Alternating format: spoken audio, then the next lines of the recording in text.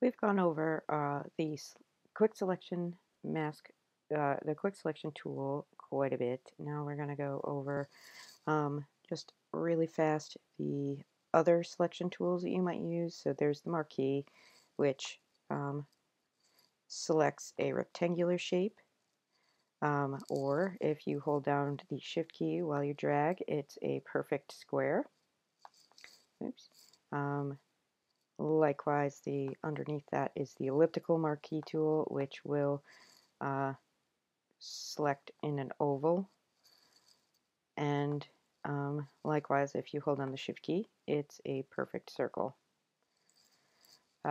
So these two probably aren't going to be useful for you. These are that's literally what they do. They select a row 1 pixel wide. It's completely useless. It used to be used for making background patterns. Maybe it still is, but for our project, that's probably going to be pretty useless.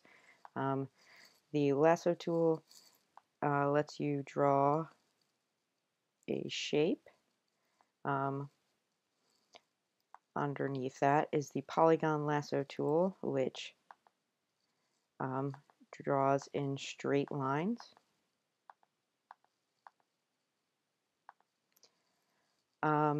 And if with any of those tools, if you double click wherever you are, it's going to fill the rest of it in for you.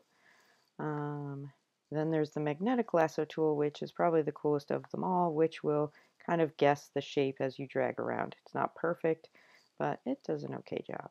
Sometimes that's useful. If you ever are in like something like this and you're like, no, I totally messed up, you can hit the escape key to get out of it.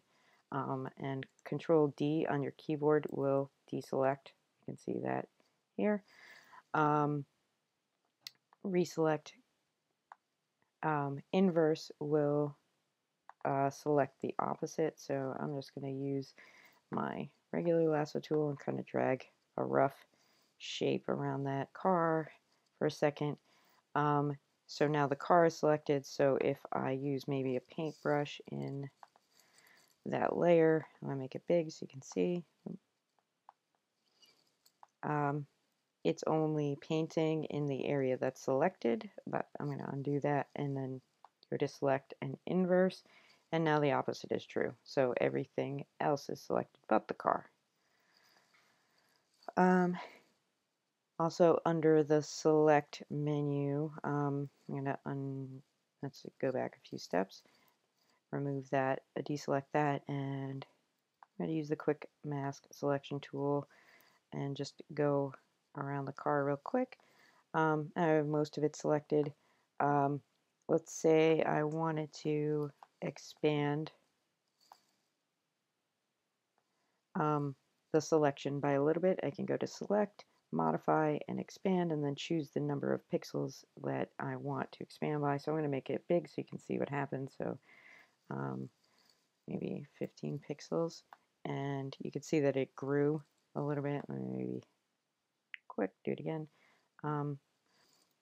Modify, expand. I'll do it by 30 pixels this time. And you can see now I have my selection has grown. Same kind of thing with contract. And then feather is something that will blur the edges of your selection a little bit. So now if I go back with my paintbrush and go towards the edge, let me zoom in so you can see what's happening. You can see that that's not a sharp selection there. If I hide my selection, you can see that when I get to the edge, the selection is softer. So that can be useful. You can actually also, let me undo a bunch of steps.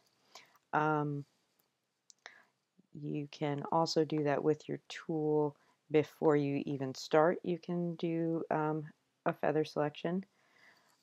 One other selection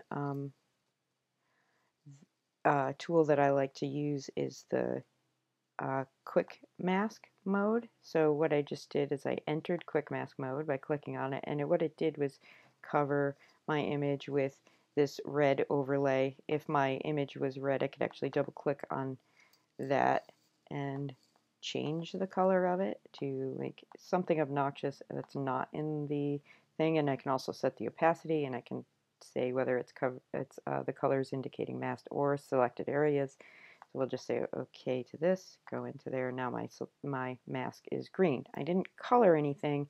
This is a mask. It's not doing anything but showing you the selection. But now that I have this, I can, very much like my masks, my layer mask, I can go in and paint with a paintbrush, and I can choose to have a soft edge, so I can make soft edge selections exactly where I want. Using the feather method, it's going to make your entire selection, but this shadow is a good example of where I'd maybe want to have a soft edge selection. Like around the car, we want it hard, but here, where's the edge of the shadow, it's soft. It's not a hard edge shadow.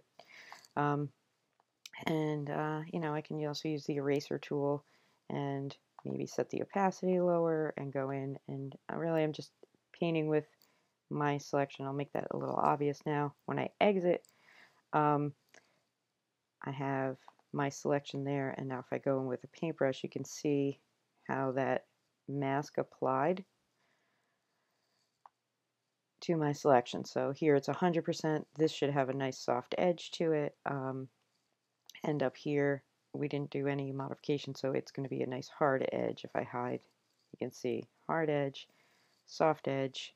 That's where I went in with the eraser tool with 0.5%. So those are some selection tools that we haven't gone over yet. You know, of course, you have select and mask to go into, but we've talked about that before. So try out some different selection techniques.